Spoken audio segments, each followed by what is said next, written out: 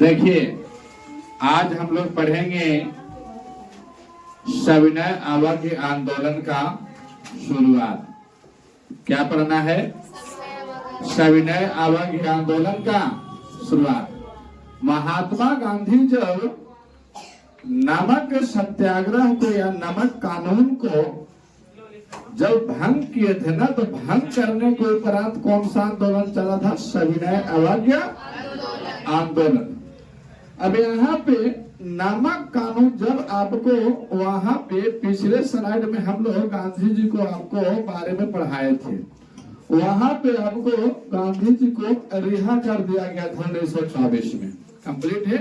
जब वहां से छूटे तो उन्होंने एक अगला कानून को सोचा, और वो सोचा था कौन सा? सविनय अवज्ञ आंदोलन।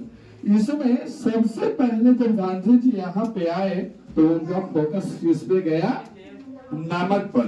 कहा गया था? नमक पर उनका फोकस गया था कि अगर यहाँ अपने स्वदेश में अगर हम नमक कानून को, जो आपको अंग्रेजों के हाथ में है, इस कानून को यदि हम अपने पास ले आए, यानी अपने स्वदेश में ले आए, तो कुछ भी किसान को रिहा हो सकता है। तो नमक कानून को गांधी जी ब्रिटिश शासन का क्या मानते थे? दमनकारी पहलू, कि अगर उनके पास है तो कुछ भी वो कर सकते हैं, और यदि वो हमारे किसान के पास आ जाए, वो हमारे किसान के पास आ जाएगा तो बहुत से किसान इससे सुरक्षा प्रदान कर सकते हैं। तो यहाँ पे गांधी जी नमक कानून को ब्रिटिश शासन का दमनकारी पहलू मानते थे। इस कानून को, यानी नमक कानून को तोड़ने के लिए गांधी जी यहाँ पे सविनय अवज्ञ आंदोलन में प्रवेश किए थे, और गांधी जी द्वारा अंग्रेजों को क्या दिया गया था? ये अवसर दिया गया था। इसमें अवसर का मतलब हम कह सकते हैं चेतावनी। चेतावनी किसको दिया गया था? तो अंग्रेजों सरकार को, अंग्रेजी सरकार को। उस समय सरकार कौन था? तो लॉर्ड इरविन। कौन था सरकार? Lord Irwin. उन्होंने, गांधी जी ने एक बार सचेत किया, जैसे हम राम और रावण के लड़ाई होने से पहले राम जी एक बार संकेत किए थे कि यदि रावण तुम बचना चाहते हो तो तुम मेरे सीता को लेकर के मेरे शरण में आ जाओ, युद्ध होने से बच जाएगा और तुम्हारा प्राण भी बच जाएगा। उसी टाइप से महात्मा गांधी भी एक अवसर दिए थे। किसको? लॉर्ड इरविन को। उस समय अंग्रेजों का शासक कौन था? Lord Irwin. गांधी जी 1930 में एक पत्र लिखा। किसको? लॉर्ड इरविन को। और उनमें उन्होंने क्या कहा कि हमको 14 सूत्री का मतलब क्या होता है? 14 को डिमांड लिखे थे उसमें, है ना?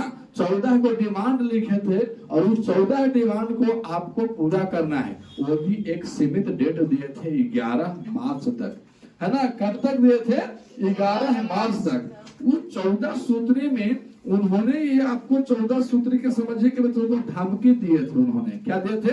धमकी कि लॉर्ड इरविन तुम्हारे पास समय है, इन 14 डिमांड को मानो, अन्यथा हम सविनय अवज्ञ आंदोलन या फिर नमक कानून को हम क्या कर देंगे?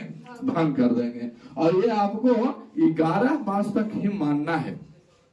लॉर्ड इरविन के पास जब वह पत्र आया तो उन्होंने पढ़ा, और उस पढ़ा तो उसमें क्या लिखा गया था कि जो हमारे पास नमक कर है ना, जो आपके हाथ में है, और हमारे यहाँ समुद्र से जो आप नमक बना रहे हो, उस पर भी आप टैक्स लगा के रखे हैं। उस नमक को, टैक्स को क्या कर देना है? आपको समाप्त कर देना है।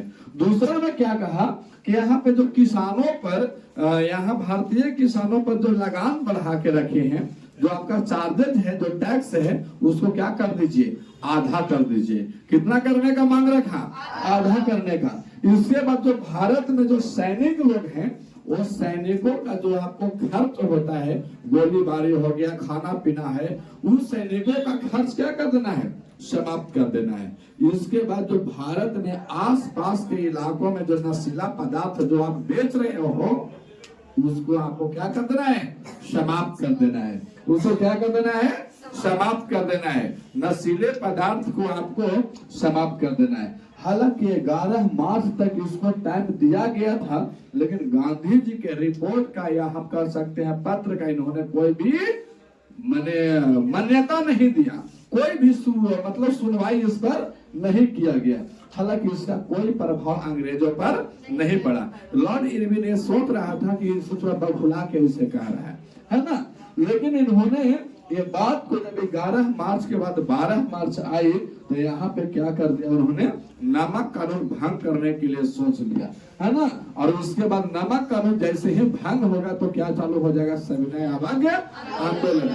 सविनय अवज्ञा आंदोलन वैसे आंदोलन को कहते हैं, सा का मतलब हाँ और विनय का मतलब आग्रह करके, और आंदोलन मैंने आपके पीछे क्रांतिकारी करेंगे, वो भी कैसे, और भी है अवज्ञा मतलब जो आपका कानून है उसका हम अवहेलना भी करेंगे, माने हम अपना आंदोलन चलाएंगे वो भी विनय पूर्वक प्रार्थना करके, और आपका कानून को हम क्या करेंगे, अवहेलना करेंगे, अवज्ञा करेंगे। वैसे आंदोलन को सविनय अवज्ञा आंदोलन कहते हैं। अब यहाँ से जब गांधी जी के कोई बात को लॉर्ड इरविन नहीं सुना तो गांधी जी क्या किए, इनको फोकस पड़ा कि हमको नमक कानून को भंग करना है। अच्छा, नमक कानून को भंग करने के लिए गांधी जी कोई जगह को चुनते कि नहीं चुनते, तो ये चुने समुद्री इलाका को। आखिर नमक कहाँ बन रहा था, समुद्री इलाका में। तो यहाँ पे इनको नजर आया एक गुजरात में जगह है दांडी, कहाँ है, दांडी, और दांडी जो है ना उस समुद्री इलाका के बगल में बसा हुआ है। तो जब वहां पे इनको नजर गया तो गांधी जी चुने कि हाँ दांडी ठीक रहेगा, वहां पहले से भी नमक का खेती किया जाता था। दांडी नामक जगह को इन्होंने चुना, और ये दांडी स्थान है कहाँ, गुजरात में। कहाँ है, गुजरात में। और यही गुजरात में आपका एक आश्रम बनवाए थे, साबरमती आश्रम, वहां से प्रारंभ करना था। उन्होंने चुने कि हम अपने आपका साबरमती आश्रम से प्रारंभ करेंगे, और कहां तक, दांडी तक। तो ये बात गांधी जी कुछ उल्टा सोच रहे थे, उल्टा ना, लेकिन गांधी जी के बारे में आपको सीधा था। ये क्या सोच रहे थे कि हम सत्याग्रह तो कर रहे हैं, नमक कानून जो ला रहे हैं, उस साबरमती से आगे क्यों नहीं चल जाएंगे, हम एक के बाद दांडी पहुंच जाएंगे। लेकिन उन्होंने ऐसा नहीं किया, उन्होंने पैदल यात्रा शुरू किया, और दांडी से साबरमती की आश्रम की दूरी 240 मील थी। कितना मील, 240 मील। और ऐसे कहा जाता है कि वह प्रत्येक दिन 10 मील चलते थे। कितना मील, 10 मील। और उनके साबरमती आश्रम जो जहाँ पे था वहां पे 78 सहयोगी को लिए, उसमें अच्छे सहयोगी थे जो गांधी जी की बातों से सहमत थे, और उन सहयोगियों को लिए और कहा चल दिए, दांडी की ओर रवाना हुए। किसके लिए, नमक कानून के लिए। अब वहां पे उनका मानना था कि हम एक दिन में कितना किलोमीटर चलेंगे, कितना मील चलेंगे, 10 मील। कितना मील चलेंगे, 10 मील। अच्छा, अभी अगर हमको पता हो जाएगा कि नीतीश कुमार गया में आल हैं और 10-10 किलोमीटर रोज चलेंगे, तो अगले बार हो सकता है कि कहाँ पहुंच जाएंगे, हम कह सकते हैं चेरकी से आगे सरघाटे से आगे बांके बाजार, इमामगंज। अब मालूम चलेगा कि फलना दिन मैगरा में आना है तो पूरा भीड़ लग जाएगा कि नहीं लग जाएगा। गांधी जी ने यही बात को सोचा था कि हम 10 मील से 10 कदम आगे नहीं चलेंगे, और जहां 10 मील हो जाएगा वहां रुकेंगे। तो लोगों को पता लग गया इसके बारे में कि गांधी जी पैदल चल रहे हैं देश आजाद करने के लिए। लोग शाम को जहां रुकना रहता था तो वहां पे फिक्स डिपॉजिट हो जाता था, फिक्स बात है कि आज गांधी जी यहाँ रुकेंगे।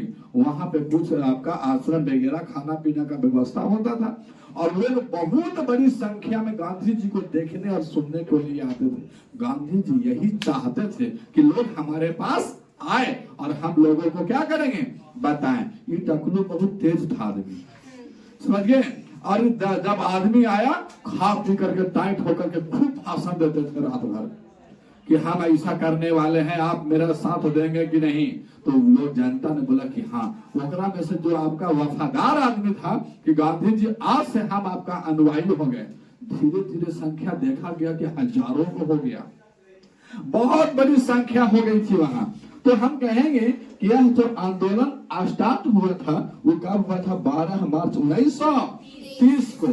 और 1930 को स्टार्ट हुआ तो 10 किलोमीटर एक दिन चलना था, तो 24 दिन में क्या हो गया, समाप्त। कितना दिन में समाप्त हो गया, 24 दिन में। तो यहाँ पे पहुंच गए थे 5 अप्रैल 1930।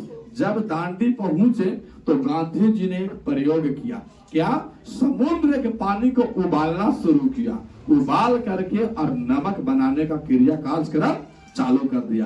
क्या ये तो नहीं था? नहीं। गांधी जी इस आंदोलन में पहली बार देखें कि हमारे सामने जेंट्स क्या, स्त्री भी खूब आ रही है, स्त्री भी इस आपका आंदोलन में शामिल हुई थी। अब यहाँ पे क्या हुआ?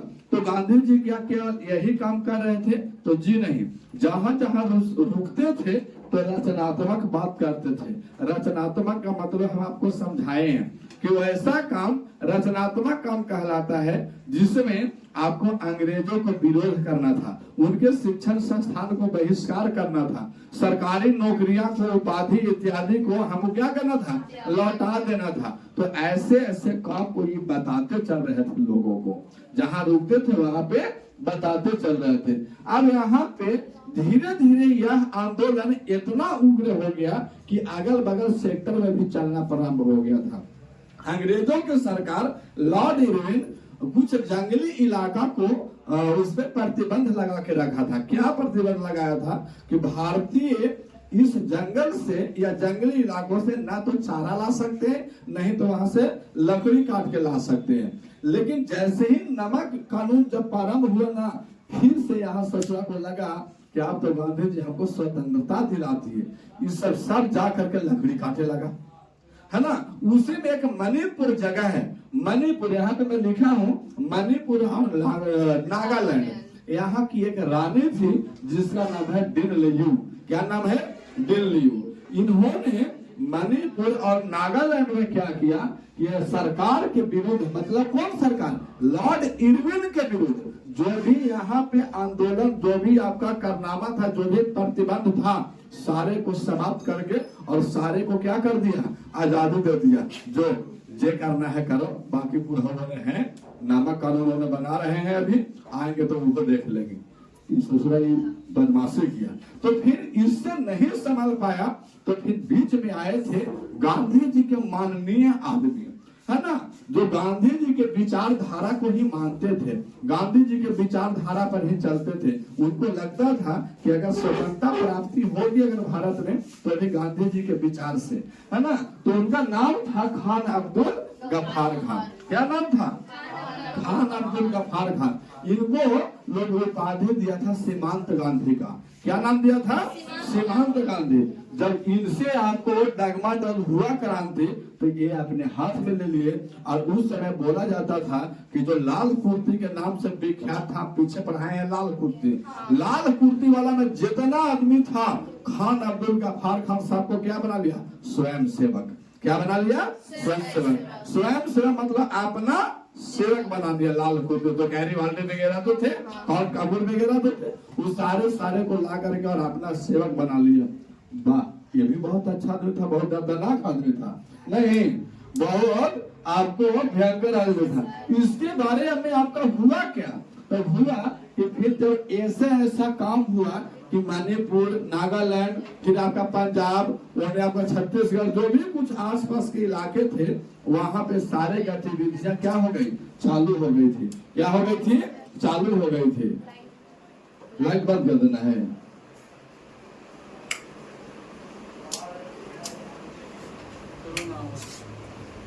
अरे कहां से होगा? चलिए देखिए, अब यहाँ पे क्या होगा?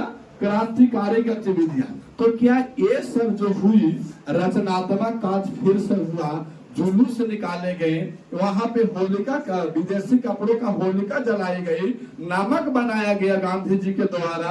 यानी खान अब्दुल गफ्फार खान एक के सेठ था क्या गैरीवाल्डी वगैरह का, लाल कुर्ती वाला को अपना स्वयं सेवक बना लिया। तो क्या इतना सुन करके अंग्रेजी सरकार क्या कर रहा था? क्या चुप बैठ जाता कि अब हमसे आजादी छिन गई? नहीं, उन्होंने फिर से एक बार क्या किया? गोलीबारी का सहयोग लिया, क्रांतिकारी किया। और वो क्रांतिकारी गतिविधियां कुछ इस प्रकार है। क्या है कि वो जब ऐसा बात सुना, तो महात्मा गांधी सहित उसमें जितना भी नमक कानून में जो नेता थे, सबको क्या कर लिया गया? गिरफ्तार कर लिया गया। हालांकि वहां तक ठीक था, जब गांधी जी जब सीमांत गांधी को जाने खान अब्दुल गफ्फार खान को, तो वो बोले थे कि लड़का या ये आदमी जब हम अंदर रहेंगे तो बाहर का कार्य ये देख लेगा, इसमें इतना पावर है।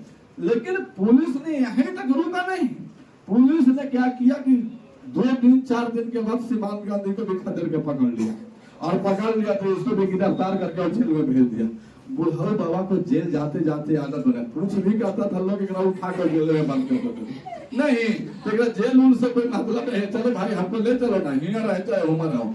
गांधी जी के बारे में लोग आज बुराई करते हैं, थोड़ा उस आदमी को देखो जो जन्म लेने के बाद अपना होश संभालने के बाद मृत्यु तक देश की आजादी के लिए लड़ते रहे। और कोई कहता है गांधी जी बुरे आदमी था, गांधी जी बुरे आदमी रहता तो आज नोट पर उनका सिंबल नहीं रहता। समझ गए? पूरा अगर देखोगे पूरा राष्ट्रवाद में, अगर भारत के राष्ट्रवाद में, तो कहीं वैसा पन्ना नहीं है जहाँ पे गांधी जी का नाम नहीं है। और लोग गांधी जी को बकवास समझते हैं, उनको एक थोड़ा सा प्रॉब्लम था कहीं हिस्ट्री में। क्यों? गांधी जी को, आपको भगत सिंह को अगर बचाना चाहते गांधी जी बचा लेते, बस केवल इतने ही त्रुटि उनका था। लेकिन वो था कि वो अपने स्वराज पे आपको मंत्र रखते थे कि हम लड़ाई झगड़ा करके आपको हम स्वतंत्रता दिला देंगे, और ये आपको हिंसा में रखते थे कि हमको कभी भी किसी से लड़ाई झगड़ा नहीं करना है। माने गांधी जी हिंसा थे और वो क्या थे? हिंसा। अगर वो चाहते तो सुभाष चंद्र को छोड़े, भगत सिंह बच जाते, लेकिन पता ना क्या था उस समय। हालांकि आगे हम चर्चा करेंगे। तो इन्होंने सीमांत गांधी को जब गिरफ्तार किया, कौन? अंग्रेजी सरकार। तो यहाँ पे जो जनता थे ना, तो अब गांधी जी भी जेल में, प्रमुख नेता भी जेल में, और सीमांत गांधी भी जेल में। तो जनता करता क्या? इन्हें पापड़ गलता। जनता कहा दिया कि भैया आप उसको छोड़ो। जनता में खूब उग्र हो गया। उग्र मतलब धीरे धीरे यह लड़ाई, माने भीड़ जो है ना, धीरे धीरे बढ़ता रहा। पुलिस करता क्या? पुलिस ने लाठियां चलाई, गोलियां चलाई, है ना, कई लोगों को जान चला गया। और ओगरे में से पकड़ के 60,000 आदमी को और पकड़ा और सबको कहाँ भेज दिया? जेल भेज दिया। अब जेल भेज दिया तो यहाँ पे क्या हुआ? 1930 में लंदन में प्रथम गोलमेज सम्मेलन था। कहाँ? लंदन में। गांधी जी बोले कि देख भैया, तू सब आदमी के मार देगा फिर भी ये उग्र बंद होने वाला नहीं है, लेकिन आदमी को मारना इतना आसान नहीं है। ठीक है, हम तुम लोग से जबरदस्ती तुम लोग को पीट रहे, तुम लोग हमको ना करोगे, लेकिन हम भी इंसान है, हमारे दिल में भी दया है, कुछ सोचने समझने की शक्ति है। लॉर्ड इरविन ने यही बात को देखा। लॉर्ड इरविन ने कहा कि गांधी जी आप बाहर निकलिए। गांधी जी जब भी जेल जाते थे, सच में इन्हें चिल्लाया लगता था आदमी, उसको छोड़े। जब आदमी 4-5 दिन के बाद ले भैया छोड़ देता था, और कुछ नहीं है तो उपवास रख लेते थे, तो जेल में बंद हम ना खाएगो, मर जाएंगे। और उसको अंग्रेजी सरकार को यह डर था कि जहाँ ये बुढ़ऊ मरा तहाँ ये आग लगा देगा, खून खराबा खूब होगा, इसीलिए जेल लेके जाते थे। 2 दिन बाद छोड़ दिए। हाँ गांधी जी आ गए। अरे तो हमारा कहाँ हो, ऐसे बोलते थे। अब यहाँ पे उम्र बढ़ी, लाठियां चली, गोली चली, कई लोगों को घायल हुए, कई तो मर गए। लेकिन यहाँ पे ये मान्य था कि जो भी आपको नमक कानून में जो आपका लोग थे जो जान रहे थे इस बात को, उसमें से 60,000 लोगों को क्या हो, 60,000 लोगों क्या हो गए? गिरफ्तार हो गए। और गिरफ्तार हो गए, इनको जेल में भेज दिया गया। लॉर्ड इरविन इस बात को गांधी जी के सापेक्ष रखा। लॉर्ड इरविन भी कम चालाक नहीं था। इन्होंने बोला कि देखिए हमारे यहाँ लंदन में एक सम्मेलन है। क्या है ये सम्मेलन? उस नाम है गोलमेज सम्मेलन। क्या नाम है? गोलमेज। गोलमेज इसीलिए कि वहाँ पे एक मेज था, वो क्या रहता था? गोल। जब आदमी एक सम्मेलन करे तो आदमी हिया बैठेगा, हिया बैठेगा, हिया बैठेगा, हिया बैठेगा, हिया बैठेगा, ऐसे बैठेगा, तो सब के मुंह एक दूसरे से क्या होगा? दिखाई देगा। और सम्मेलन ऐसे रहेगा तो आगे वाला के अगला के चेहरा दिखिए न रहा है। इसीलिए उस सम्मेलन का नाम क्या था? गोलमेज। गोले गोले आदमी बैठते थे उस पर, है ना, और मीटिंग करते थे। उसमें क्या हुआ? 1930 में लंदन में लॉर्ड इरविन के सापेक्ष क्या रखा गया था? एक गोलमेज सम्मेलन। और इस सम्मेलन में गांधी जी तो भाग लिए थे, गांधी जी तो आए थे, लेकिन भारत में एक पार्टी था, कांग्रेस पार्टी। कौन सा पार्टी था? कांग्रेस पार्टी। कांग्रेस पार्टी था, है ना। तो कांग्रेस पार्टी को क्या हुआ उस समय?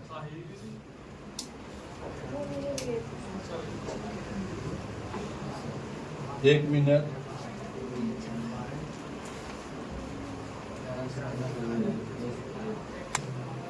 चलिए देखिए, अब यहाँ पे क्या हुआ, ये गोलमेज सम्मेलन रखा गया, तो इसमें जो भारत के नेता, जो भारत का जो पार्टी था, कौन, कांग्रेस पार्टी, इस सम्मेलन में भाग नहीं लिया। और ना लिया तो लगा लॉर्ड इरविन को कि भैया एक तो अपने में ठीक नहीं है, इसलिए इस सम्मेलन को क्या कर दिया गया, विफल कर दिया गया। और इरविन को मानना था कि कांग्रेस सबसे बढ़िया पार्टी है, मतलब समझदार है तो कौन, कांग्रेस। इसीलिए ये सम्मेलन क्या हो गया, यहाँ समाप्त हो गया था। क्या हुआ था, समाप्त। और फिर इसी समय 5 मार्च 1931 को बुढ़ाऊ को छोड़ भी दिया ये लोग, जाइए फिर से आंदोलन सोचिए कुछ हो।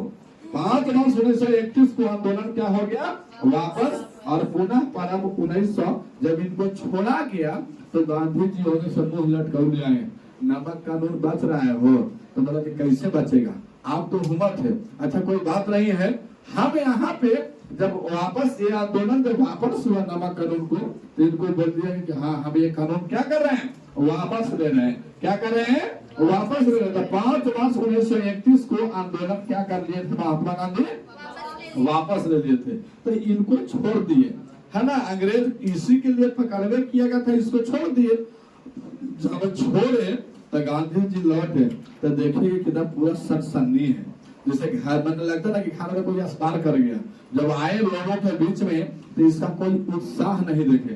गांधी जी कहा कि ठीक है, हम वहां ना कह दिया लॉर्ड इरविन के सामने ना कि हम वापस ले लिए, फिर से इसको चालू कर दे रहे हैं, चलो निमक बनावे, फिर से चालू कर दिए बुढ़ाऊ, इससे ठिया थका खालियों कुछ देते थे, फिर से क्या कर दिए, प्रारंभ कर दिए। लेकिन लोगों का जब मनोबल खत्म हो जाता है ना, तो काम करने में धीरे धीरे क्या होता है, मन घटने लगता है।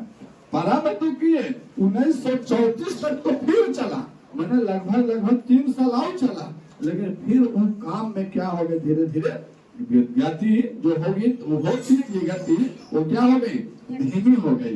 गति क्या हो गई, धीमी हो गई। एक बाद जो गति धीमी हुआ ना, तो क्रांतिकारी गतिविधियां क्या हो गया था, अधिक बढ़ गया था।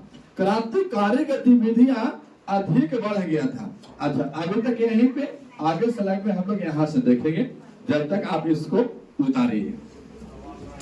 यहाँ पे क्या हुआ, जब आपका नमक कानून में आपको नमक कानून बोल रहे हैं, जब आपको पुनः जब चालू किया गया था तो इसमें क्या हो गया, गति धीमी हुई थी, तो क्रांतिकारी गतिविधि क्या हो गई थी, बढ़ गई थी। और जब क्रांतिकारी गतिविधि बढ़ी, जब क्रांतिकारी विधि बढ़ी, तो उसमें क्या हुआ, सशक्त आंदोलन द्वारा स्वराज लाना चाहते थे। जो लोग भारतीय थे, सशक्त आंदोलन का मतलब क्या होता है, लड़ाई झगड़ा, है ना, खून खराबा। कुछ लोगों का मानना था कि गांधी जी ना ढोंग कर रहे हैं, है ना, गांधी जी क्या कर रहे हैं, ढोंग कर रहे हैं, तो हम इससे बेकार मानते हैं। आइए अगर स्वतंत्रता प्राप्त करना है तो डायरेक्ट सामना सामने आइए और हम लोग लड़ाई झगड़ा करते हैं, जो जीतेगा वो जीतेगा, फिर स्वतंत्रता प्राप्त होगी। तो ऐसा इन्होंने कुछ लोगों का मानना था। उसके पहले क्या हुआ, तो मेरठ संयंत्र केस हुआ था और लाहौर संयंत्र केस। ये दोनों केस जो इसमें लोग थे, जो आपको इसमें लोग थे, जो नेता थे, ये दोनों केस क्या हुआ था, जीत गया था। जिनके विचारधारा जब जीतता है कोई व्यक्ति, जैसे कि कोई क्रिकेट मैच पहले का जीत गया तो दूसरा का उसका मनोबल हाई रहता है, हो सकता है जीतने का प्रयास उसको ज्यादा रहता है। तो लाहौर संयंत्र केस और आपको मेरठ संयंत्र केस में, इसमें जो रहने वाले लोग थे ना, वो क्या हो गए थे, उनके विचारधारा में आपको स्वाभाविकता बदलाव आ गया था और बढ़ावा आया था कि हम कोई भी चीज को क्या कर सकते हैं, जीत सकते हैं। इसी में आपको, इसमें से जो नेता थे उन्होंने मिल करके 1928 में एक आपको गठन किया था दिल्ली में, उसका नाम है हिंदू सोशलिस्ट पब्लिक आर्मी।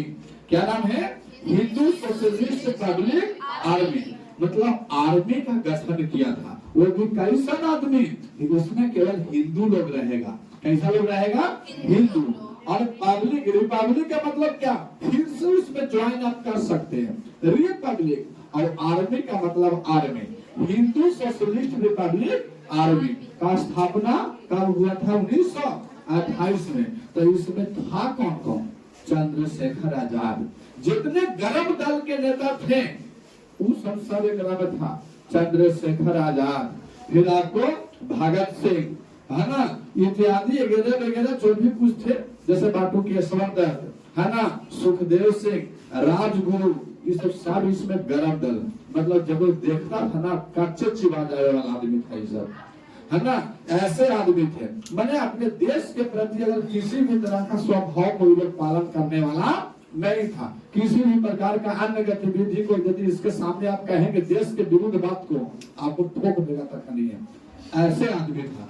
अब यहाँ पे 1929 में भगत सिंह, बाटू केशव दत्त, इन्होंने कहा, पहले किसानों पर आपको आग्रह हो रहा था या विरोध हो रहा था। गांधी जी के पहले ही आपको क्या हो रहा था कि इस पे किसानों पर आक्रोश किया जा रहा था।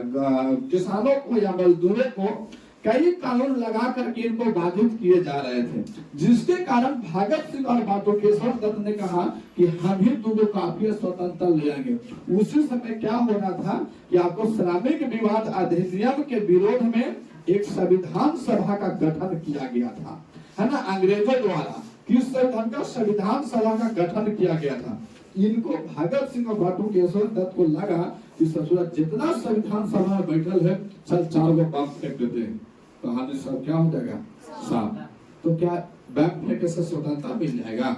नहीं, यह वाला बतिया याद कर लेता कौन, श्रमिक विवाद। इन लोगों को कहना था कि श्रमिक विवाद आप मत कीजिए, जो करना है करो, लेकिन श्रमिक विवाद नहीं करो। यही के बदला लेने के कारण विधानसभा में जाकर बड़का बड़का बम फेंक दिया। ले, कहानी पूरा बेखौरा हो गया और बम फेंक दिया। तो इसका उद्देश्य क्या था? तो जब इसको पकड़ा गया, भगत सिंह, बाटू केशव दत्त को पकड़ लिया गया, तो कहेगा तुम लोग का उद्देश्य क्या है? तो उद्देश्य जानते हो लोग क्या कर रहा है? वहां भी पकड़ लिया था कि सरकार को सुनाना था।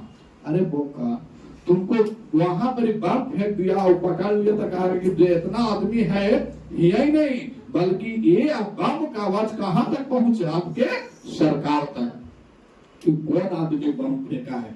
इनको क्या कर लिया गया, श्रमिकों पर किए जाने वाले जुर्म को क्या कर लिया गया, यहाँ पे वापस ले लेना। और पुलिस के एक कप्तान था जिसका नाम था सैंडर्स। क्या नाम था?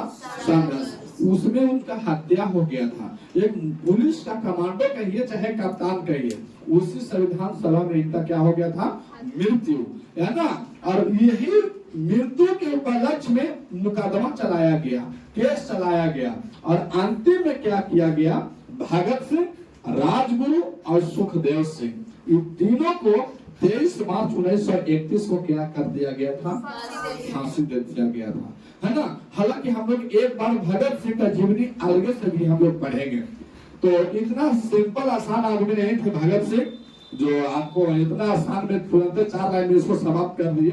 बाद में क्या हुआ, उसी समय चंद्रशेखर आजाद भी थे, है ना। इलाहाबाद में एगो कांड हुआ था, मुठभेड़ हो गया था। उनको वहां पे उस मुठभेड़ में क्या कर दिया गया था, मार दिया गया था। अब ये तो बात रहेगी यहाँ पे।